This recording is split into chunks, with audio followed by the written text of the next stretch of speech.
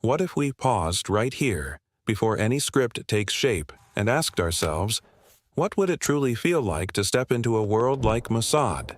Not as an observer, but as the person whose choices are already in motion.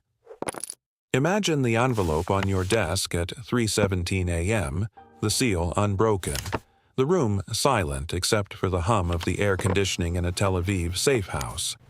What single decision in that exact moment, do you suspect, would mark the irreversible shift from ordinary life into level 1? Let's explore that together, step by step, because the real power of this structure isn't in me handing you words. It's in you discovering how the system reshapes someone from the inside out. Shall we begin with level 1, and let your own reasoning build the momentum? Think about the very first tier. Exposed, unproven, fresh out of the academy or pulled from some mundane IDF unit. You're not yet trusted with anything real. What high-pressure situation might hit you immediately? Perhaps a midnight extraction drill where one wrong glance at a civilian could end the exercise and your career. How would you, in that instant, start compromising small pieces of yourself? Maybe you lie about seeing the target's face clearly, rationalizing it as necessary for the team. What quiet thought might flicker through your mind? This is just training. The real me is still intact. Even as something inside you begins to detach, ever so slightly from the person who used to believe rules mattered more than results? Now, push that forward. What unwritten rule at this stage do you imagine? Everyone obeys without ever stating it aloud?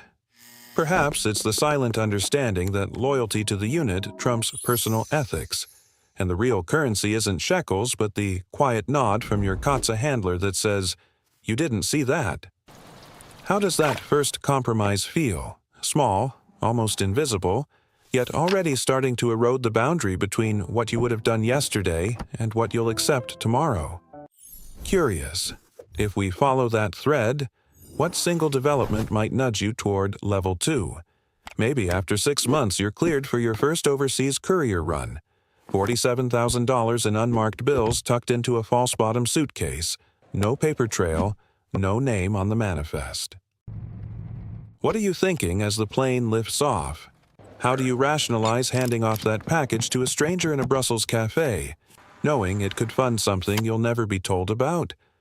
And beneath the surface, what subtle erosion is happening? Perhaps the way you no longer flinch when your old friends ask what you do for a living and you smile and say, "Consulting." Let's keep climbing with intention. At level 3, stakes rise. You're no longer carrying, you're deciding. Picture the moment a low-level asset in Ammon hesitates during a dead drop. You have to choose. Press him harder or walk away. What power dynamic reveals itself here? The invisible chain where you answer to Tel Aviv, but the asset answers only to fear. How does that choice begin to isolate you further, as evenings with family feel increasingly like performances? What part of your old identity slips away when you realize you no longer ask, "Is this right?" but only, "Will this work?" You're noticing the pattern, I hope. The way each level feels earned, not handed. What do you suspect changes at level 4? The embedded phase where trust finally settles on your shoulders. You're running your own network now. Perhaps 3 assets in Beirut, monthly reports typed on a laptop that never leaves the shielded room. How do the compromises deepen? Maybe authorizing a payment that skirts international sanctions, $220,000 wired through a Cyprus shell company, and how do you rationalize it as protecting the homeland? Beneath the surface, what growing detachment do you feel when you catch your reflection and barely recognize the eyes looking back? Encouraging question here. What invisible architecture of power becomes visible only at this stage? The loyalty structures that look like friendship but are really leverage. Your handler reminding you with a single raised eyebrow that your last vacation photos could be misunderstood. How does reputation become the true currency, worth more than any bonus? Now, lean into the escalation. Level 5, issuing orders, no longer just following. You're in a dim Jerusalem briefing room. Maps projected, deciding which asset to burn to protect a larger operation. What are you thinking in the seconds before you speak? How has the person you used to be, the one who once volunteered at a kibbutz, quietly disappeared under layers of necessity?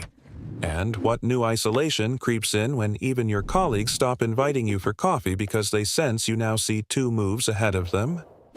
We're midway. Curious how this feels in your own mind.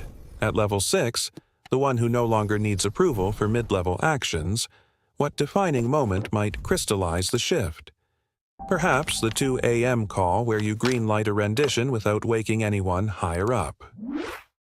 Stakes are personal now. Your signature, your risk. How do you rationalize the growing list of names that will never come home?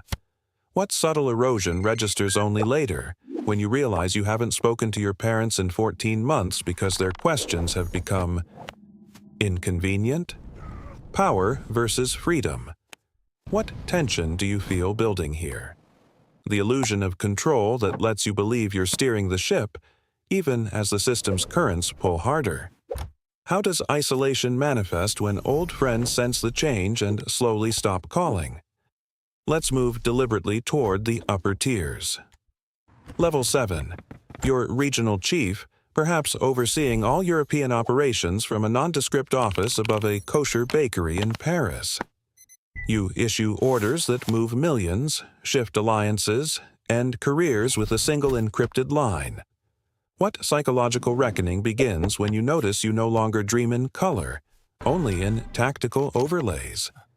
How have loyalty structures inverted so that the people below you fear you and the ones above you use you? What quiet disappearance of self occurs when you realize the face in your Mossad ID photo no longer matches the man in the mirror? And now, the summit. Level 8. Pause here with me. What does it actually feel like to arrive at the place where power has eliminated every real connection? No more handlers, no more approvals. You are the final word in a windowless room in the Kirya, the files on your desk older than most agents. The mythic weight settles, not in explosions or chases, but in the silence after the last door closes. You are untouchable, yet the cost is total. Every compromise has calcified into identity. What are you thinking in that stillness? How does it feel to have become more symbol than person? A legend whispered about but never seen. What irreversible truth lands when you understand there is no exit, only the quiet continuation of the machine you now embody? Notice the accumulation.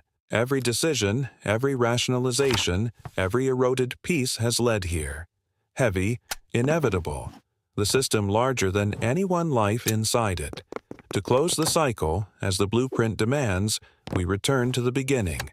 But before I ask you to voice that final line, let's reflect. Somewhere, right now, a new kid is sitting in a recruitment interview in a plain office in Herzliya. He believes he understands the rules. He believes he can keep his old self intact. What quiet, cold inevitability would you want him to feel, through your words, when he first touches that envelope? I'm genuinely curious. What insights are surfacing for you as we trace this progression? Which level's psychological shift feels most alive in your mind right now, and why? Tell me your thoughts on the hook, or on Level 4's rationalizations, or on what Level 8 truly costs. And we'll keep building this understanding together until the entire structure reveals itself through your own discoveries. What strikes you first?